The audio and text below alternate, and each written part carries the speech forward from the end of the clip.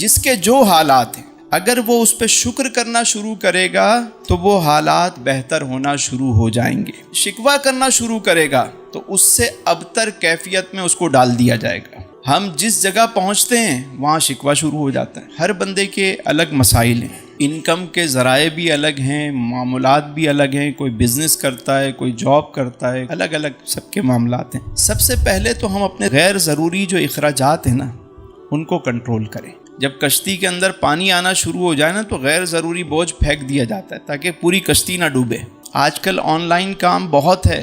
Income کے ذرائع جو آج کے دور میں ہیں اس سے پہلے کبھی بھی نہیں تھے. کوئی یہ سوچ سکتا ہے کہ آج گھر بیٹھے ہوئے کوئی پیسے کما سکتا ہے. چھوٹے چھوٹے کورس کروائیں تاکہ وہ ارننگ کے ذرائع پیدا ہوں. لیکن ہم نے اپنی محدود چیزوں کو بہتر کرنے کی کبھی کوشش نہیں کی. حدیث مبارکہ میں کہ مومن وہ ہے کہ جس کا آج اس کے کل سے بہتر ہو.